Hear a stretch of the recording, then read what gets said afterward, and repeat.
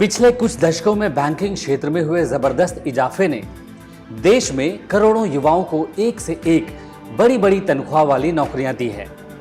करोड़ों उद्यमियों को बैंकिंग सेक्टर में स्वरोजगार का भी मौका मिला है। और अब सुनिए फायदे की बात। बैंकिंग सेक्टर आपका भी इंतजार कर रहा है। आप चाहें तो एक कोर्स करके आसानी से इस सेक्टर में एक अच्छा रोजगार पा सकते हैं। ये कोर्स है बिजनेस कॉरेस्पॉन्डेंट का। इस कोर्स को ज्वाइन करने के बाद आप सीखेंगे डिजिटल बैंकिंग का उपयोग करते हुए कैसे ग्राहकों का खाता खोलें, ग्राहकों को नकद निकासी या नकद जमा करने में कैसे मदद करें और उन तक कौन कौन सी और कैसे सभी बैंकिंग सुविधाएं सफलतापूर्वक पहुंचाएं। आप बैंक के सभी प्रोडक्ट्स के बारे में बारीक जानकारियां हासिल करेंगे और उन्हें ग्राहकों तक पहुंचाने का हुनर सीखेंगे। आपको यह भी सिखाया जाएगा कि बैंक की तरफ से आप ग्राहकों का केवाईसी वेरिफिकेशन कैसे करवा सकते हैं। साथ ही आपको बैंक के नए ग्राहकों की तलाश करने और उसे बैंक की शाखा से जोड़ने के तरीके भी सिखाए जाएंगे। तो बिना वक्त गंवाए ज्वाइन करें ये कोर्स। आपका आज का यह फैसला जरूर आपका कल संवारने में मदद करेगा।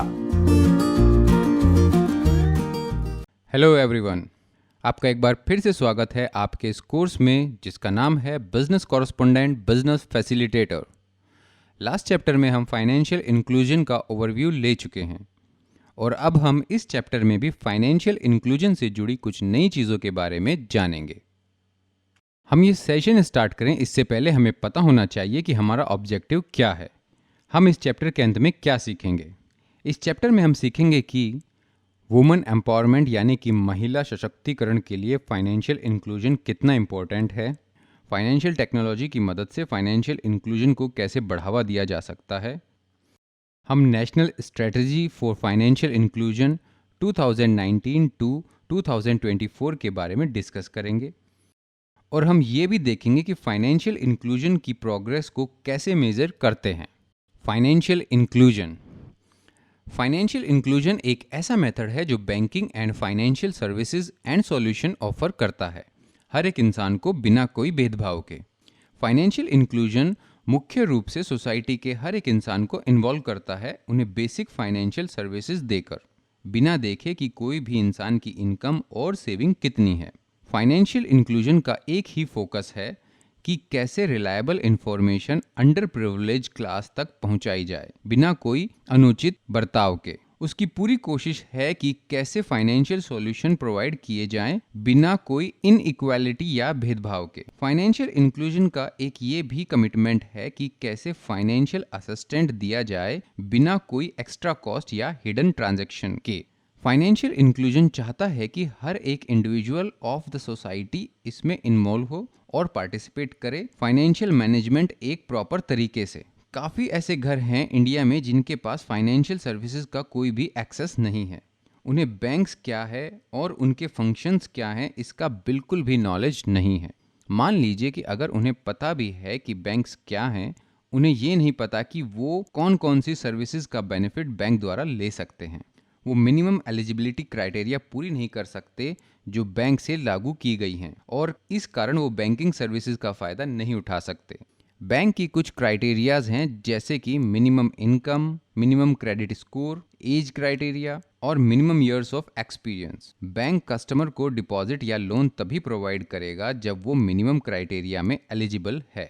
एजुकेशन, रिसोर्सेज और मनी ना होने से काफ़ी ऐसे गरीब लोग हैं जो अनएम्प्लॉयड हैं क्योंकि उनके पास पहले ही कोई एम्प्लॉयमेंट नहीं था। जो आर्थिक रूप से कमज़ोर लोग हैं हमारी सोसाइटी के, उनके पास शायद प्रॉपर डॉक्यूमेंट्स भी नहीं हैं जो प्रोवाइड कर सके उनकी आइडेंटिटी या इनकम।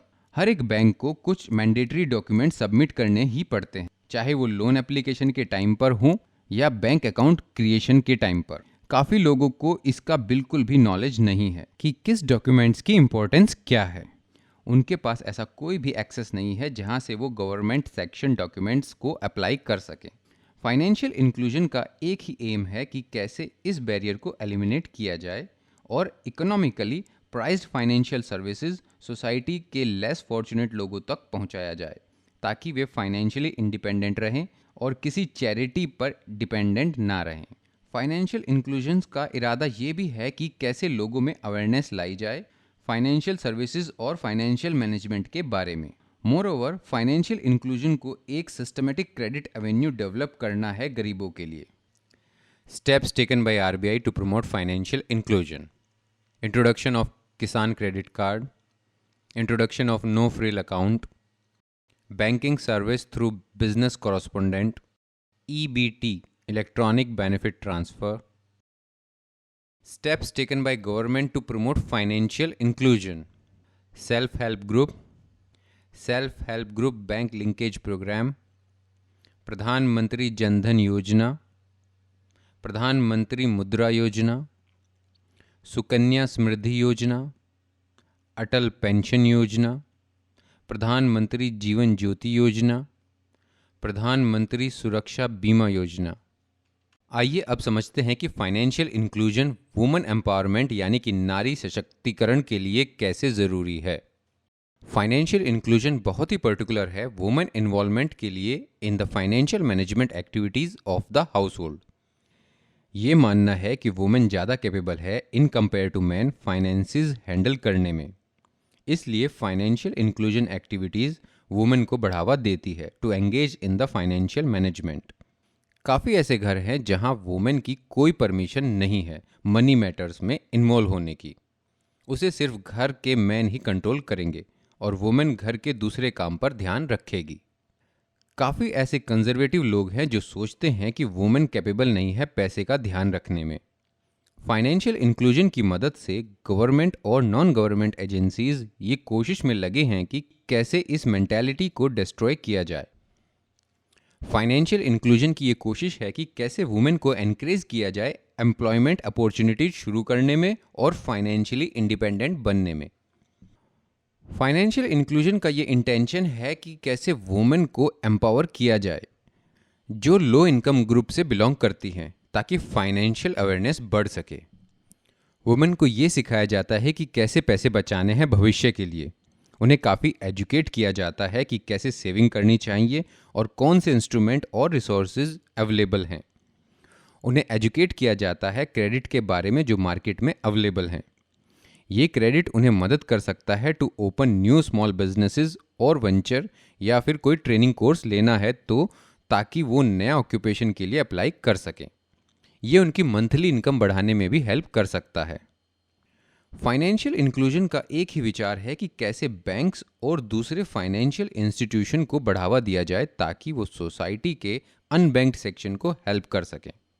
काफ़ी इंस्टीट्यूशंस हैं जो ये फोकस करती हैं कि कैसे वुमेन को फाइनेंशियली इंडिपेंडेंट बनाने में मदद हो सके और साथ ही उनको स्पेशल रेट्स और डिस्काउंट्स के बेनिफिट भी दिए जाएं।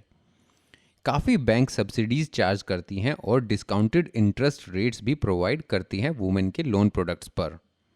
सेविंग अकाउंट्स जो बैंक और non banking financial corporation offer करती हैं वो वुमेन डिपॉजिटर्स को ज़्यादा इंटरेस्ट देती हैं मैन के कंपेयर में, ताकि वे वुमेन को बढ़ावा दे सके सेविंग करने का और फाइनेंशियल फैसिलिटी यूज करने का। आइए अब देखते हैं कि फाइनेंशियल टेक्नोलॉजी यानी कि फिनटेक की मदद से फाइनेंशियल इंक्लूजन को कैसे बढ़ावा दिया जा सकता है। फिनटेक का मतलब है फाइनेंशियल टेक्नोलॉजी, जो एडवांस टेक्नोलॉजी का इस्तेमाल करती है फाइनेंशियल इंडस्ट्री और सेक्टर में। फाइनेंशियल टेक्नोलॉजी या फिनटेक के इंट्रोडक्शन के साथ फाइनेंशियल इंक्लूजन बहुत ही तेज़ी से इम्प्रूव कर रहा है वर्ल्ड वाइड। इंडिया में भी काफ़ी फिनटेक कंपनीज हैं जो लगातार काम कर रही हैं कि कैसे फाइनेंशियल प्रोसेस को सिंप्लीफाई किया जाए प्रोस्पेक्टिव क्लाइंट्स के लिए।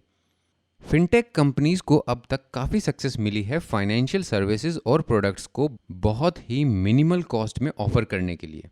ये कस्टमर्स के लिए काफ़ी बेनिफिशियल है क्योंकि उनके एक्सपेंस कम हो सकते हैं और वो अपनी सेविंग्स को भी डिस्ट्रीब्यूट कर सकते हैं दूसरी ज़रूरतों के लिए। फाइनेंशियल टेक्नोलॉजी कंपनीज की ये लगातार कोशिश है कि रूरल एरियाज़ में कस्टमर कैसे लोन अप्लाई कर सकें और साथ ही कैसे बैंक अकाउंट भी ओपन कर सकें अपने मोबाइल फ़ोन की मदद से। इंडियन रूरल प्लेसेस में बहुत से लोग हैं जिनके पास मोबाइल फ़ोन्स हैं और काफ़ी लोगों के पास मोबाइल इंटरनेट कनेक्शन भी है और इस तरह से वे फिनटेक सर्विसेज का अच्छा फ़ायदा ले सकते हैं। कुछ लेटेस्ट फिनटेक ऑप्शंस जो आजकल लोग इस्तेमाल कर रहे हैं वो है crowd funding, digital payment system, P2P जिसको कहते हैं peer to peer, electronic wallets etcetera. Rural और अर्बन एरियाज दोनों जगह लोग ये बैंकिंग की एडवांस फैसिलिटी का इस्तेमाल कर रहे हैं। आज भी काफ़ी ऐसे लोग हैं जिनको बैंकिंग और फाइनेंशियल इंस्टीट्यूशन का कोई भी एक्सपीरियंस नहीं है। काफ़ी बार ये भी हुआ है कि फाइनेंशियल स्कैमर्स हुए हैं। जब पुअर पीपल ने फाइनेंशियल ट्रांजैक्शन के लिए चेक्स और कैश का इस्तेमाल किया हो तो ये भी हुआ है कि जब इन लोगों ने बैंक ब्रांचेस या NBFCs ब्रांचेस विजिट की हैं डिपॉजिट अकाउंट ओपन करने के लिए या फिर लोन अप्लाई करने के लिए, उनसे बैंक ब्रांचेस में हाई फीस की डिमांड की गई। ये फीस और चार्जेस हैं processing fees, transaction fees, money order fees etcetera. इसलिए fintech companies, banks and NBFCs साथ मिलकर एक ऐसा सिंपलर और क्विकर बैंकिंग फैसिलिटी इंट्रोड्यूस करेंगे जो अननेसेसरी फीस और चार्जेस को एलिमिनेट कर देगा और साथ ही पुअर पीपल के अननेसेसरी हाई एक्सपेंसेस भी कम हो जाएंगे। ये प्रोसेस इंट्रोड्यूस करने से अंडर बैंक्ड और अनबैंक्ड लोगों की काफ़ी हेल्प हो सकती है। आइए अब देखते हैं कि फाइनेंशियल इंक्लूजन को डिजिटल पेमेंट सिस्टम्स के थ्रू कैसे प्रमोट किया जा रहा है। इंडियन गवर्नमेंट ने काफ़ी सारे electronic wallet system mobile apps पर लॉन्च किए हैं, जैसे कि BHIM, Bharat interface for money, Aadhaar pay etcetera. अब आप प्रोडक्ट्स और सर्विसेज का पेमेंट इन इलेक्ट्रॉनिक वॉलेट पेमेंट सिस्टम से भी कर सकते हैं। इलेक्ट्रॉनिक वॉलेट्स और ई-वॉलेट्स का मतलब होता है ऐसे वॉलेट जो आप इलेक्ट्रॉनिक डिवाइस जैसे कि मोबाइल फ़ोन की हेल्प से यूज़ कर सकते हैं। इलेक्ट्रॉनिक वॉलेट्स ने फिजिकल वॉलेट्स को आउटडेटेड कर दिया है। जो भी इस ऐप का इस्तेमाल कर रहे हैं वो ऑफलाइन और ऑनलाइन पेमेंट भी कर सकते हैं। कोई भी ट्रांजैक्शन करने के लिए आपको सिर्फ ई-वॉलेट ऐप डाउनलोड करना है आपके मोबाइल फ़ोन पर। ई-वॉलेट ऐप काफ़ी जगह पर इस्तेमाल कर सकते हैं, जैसे कि मोबाइल रिचार्ज के लिए, यूटिलिटी बिल पे करना हो तो, ग्रोसरी स्टोर के लिए या फिर ई-कॉमर्स पोर्टल्स के लिए। बहुत सारे डिजिटल फाइनेंशियल टूल हैं जो अट्रैक्टिव ऑफर्स और डिस्काउंट प्रोवाइड करते हैं जब आप इस ऐप का इस्तेमाल करेंगे तो। ये एक नई टेक्निक है और इकोनॉमिकल अंडर प्रिविलेज सेक्शन के लिए काफ़ी हेल्पफुल है। इस ऐप का एक और फ़ायदा है वो है कि इसमें कैशबैक ऑप्शन है, अट्रैक्टिव ऑफर्स और रिवॉर्ड्स भी हैं और ये सारे इंसेंटिव्स हेल्प करेंगे टू सेव मनी। आइए अब समझते हैं कि डीमोनेटाइजेशन का फाइनेंशियल इंक्लूजन पे क्या असर पड़ा था। 2016 में डीमोनेटाइजेशन के बाद डिजिटल फाइनेंसिंग की डिमांड बढ़ गई। जब 500 और 1000 के नोट का यूजेज बंद किया गया तो ऑल्टरनेटिव मोड ऑफ पेमेंट की डिमांड बढ़ गई थी टू पे फॉर गुड्स एंड सर्विसेज। इसलिए नंबर ऑफ डिजिटल वॉलेट्स की डिमांड इंडिया में बढ़ गई। इंडियन गवर्नमेंट का गोल है कि पूरे भारत को कैशलेस बनाना और इस तरह से डिजिटल वॉलेट इंडियन गवर्नमेंट को एक्सीलेंटली हेल्प कर रहा है। इस कारण transaction limit for the electronic wallets को भी इंक्रीज किया है टू ₹20,000 और ये एक बहुत ही अच्छी खबर है यूजर और ई-वॉलेट कंपनी के लिए। ज़्यादा चॉइसेस ना मिलने पर लो इनकम ग्रुप ने भी इलेक्ट्रॉनिक वॉलेट का इस्तेमाल करना चालू कर दिया है। ये भी सच है कि बहुत लोगों को तकलीफ हुई थी डीमोनेटाइजेशन प्रोसेस के टाइम पर। मिडिल क्लास और लो इनकम बहुत ही हेल्पलेस हो गए थे डीमोनेटाइजेशन टाइम पर, क्योंकि ये प्रोसेस सडनली इम्प्लीमेंट किया गया था। साथ ही मल्टीपल डिजिटल बैंकिंग और फाइनेंशियल सर्विसेज बहुत बड़ा फ़ायदा थी to all the economic class of the society. Low income class के लोग और अनएम्प्लॉयड लोग, इसमें इलिटरेट्स भी आते हैं जो रूरल मतलब गांव और अर्बन मतलब सिटी से हैं, उन्होंने भी सीखा कि कैसे बैंक अकाउंट ओपन होता है, क्रेडिट कार्ड के लिए कैसे अप्लाई किया जाता है, टेक्नोलॉजी का इस्तेमाल बैंकिंग सर्विस के लिए कैसे किया जाता है, फाइनेंशियल सर्विसेज का फ़ायदा कैसे लिया जा सकता है लंबी क्यू में ना खड़े रहकर, और बिना कैश इन हैंड कोई भी ट्रांजैक्शन कंप्लीट कैसे किया जा सकता है। आइए देखते हैं कि आपको अभी तक कितना समझ आया। The correct option is D. You can help empowering women by increasing financial awareness among women by providing exposure to multiple affordable saving instruments and by giving more interest on their deposits when compared to men. The correct options are A, B, and C.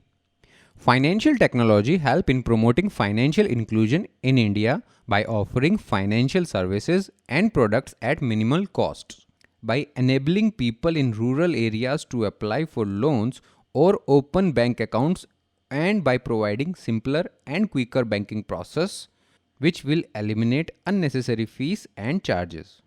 अब समझेंगे national strategy for financial inclusion 2019 to 2024। Strategic pillars, कुछ set of objectives formulate किए गए हैं Indian context में ताकि variety of financial services का हमें एडवांटेज मिल सके। आगे उन्हीं ऑब्जेक्टिव्स को डिटेल में हम डिस्कस करेंगे। पहला ऑब्जेक्टिव है universal access to financial services. एक फाउंडेशन या base of a successful financial inclusion strategy का यही है कि कैसे आप यूनिवर्सल एक्सेस प्रोवाइड करते हैं टू द फाइनेंशियल सर्विसेज। पिछले 5 साल में स्पेशली जब PMJDY प्रधानमंत्री जन धन योजना इन 2014 लॉन्च हुआ था, उसके बाद नंबर ऑफ एक्सेस पॉइंट हमारी कंट्री में इंक्रीज हुए हैं। अभी काफ़ी ऐसे एरियाज और रीजन हैं जहां ये सारे एक्सेस पॉइंट अवेलेबल नहीं हैं, जैसे कि north east region, left wing extremist affected district, जहां एक्सेस पॉइंट के नंबर्स इंक्रीज करना बहुत ज़रूरी है। दूसरा ऑब्जेक्टिव है providing basic bouquet of financial services. हर वो एडल्ट जो विलिंग और एलिजिबल है उन्हें फाइनेंशियल सर्विसेज का एक बेसिक बुके प्रोवाइड करना होगा, जिसमें एक basic saving bank deposit account, credit, एक माइक्रो लाइफ और नॉन लाइफ इंश्योरेंस प्रोडक्ट, एक पेंशन प्रोडक्ट और एक सुटेबल इन्वेस्टमेंट प्रोडक्ट शामिल है। फाइनेंशियल इंक्लूजन का नेशनल मिशन जैसे कि PMJDY प्रधानमंत्री जन धन योजना ने एनफ इंफ्रास्ट्रक्चर प्रोवाइड किए हैं टू हर एक एडल्ट को with the access of variety of financial services. लेकिन ये भी माना जाता है कि और एफर्ट्स लगाने पड़ेंगे to have an access to insurance, pension and credit to the PMJDY account holders. तीसरा ऑब्जेक्टिव है access to livelihood and skill development.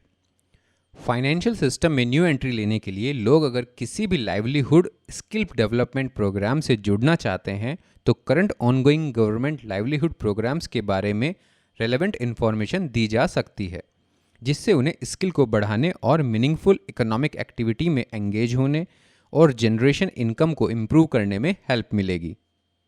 Globally ये माना जाता है कि आजकल की पीढ़ी ही हमें मदद कर सकती है लोगों को पॉवर्टी से बाहर निकालने में।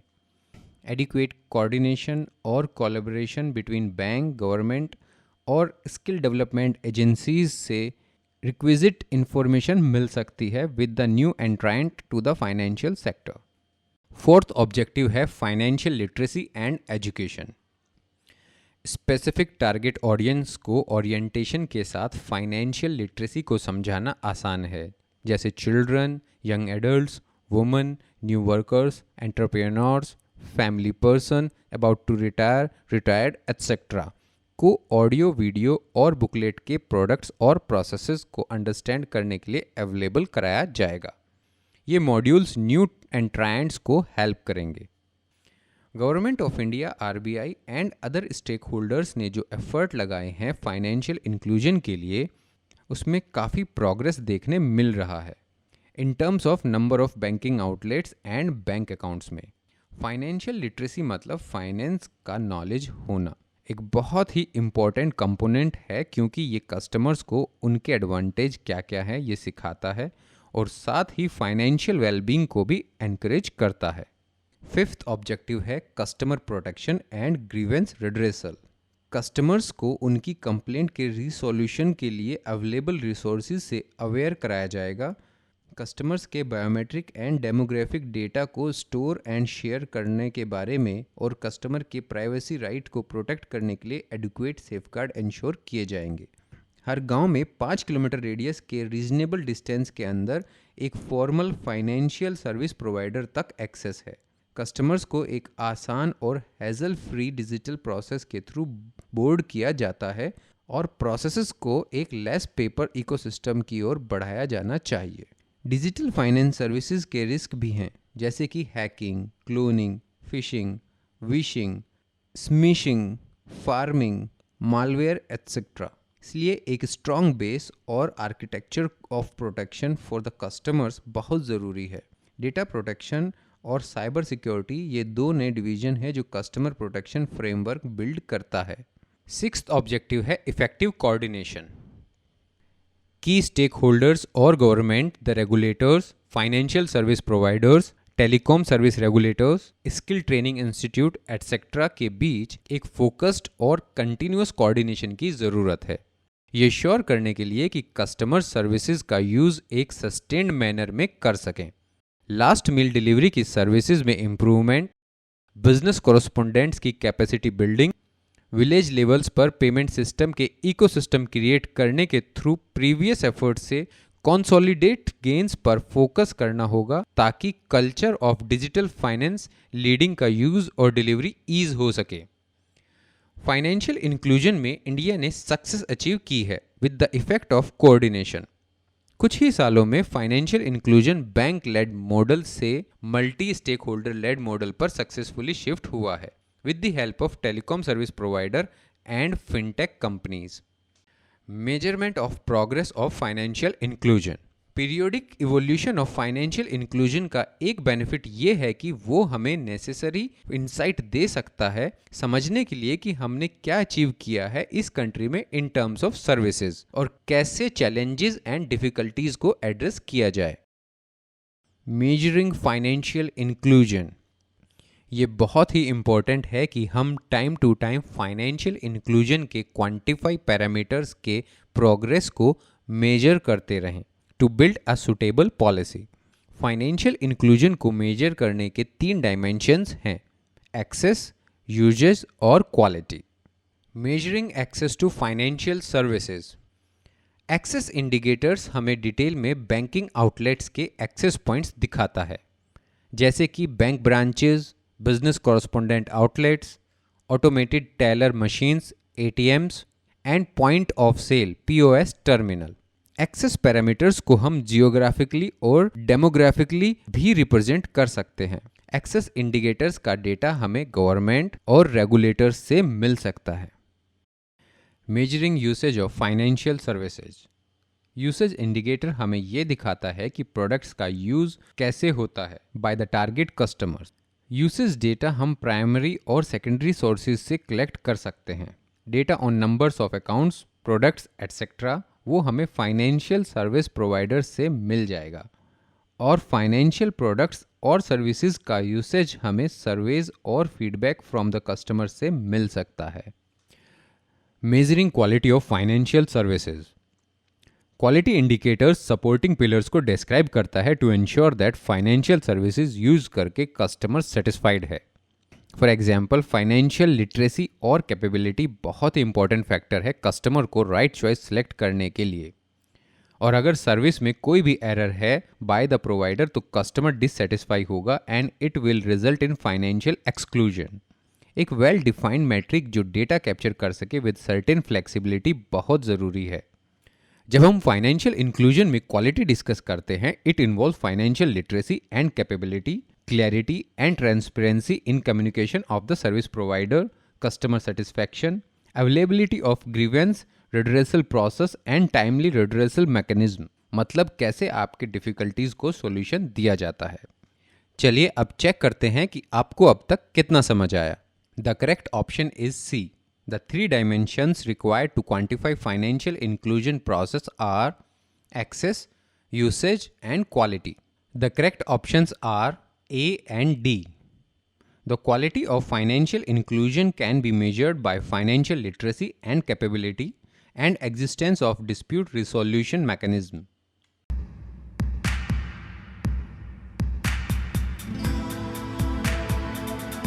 पिछले कुछ दशकों में बैंकिंग क्षेत्र में हुए जबरदस्त इजाफे ने देश में करोड़ों युवाओं को एक से एक बड़ी बड़ी तनख्वाह वाली नौकरियां दी है।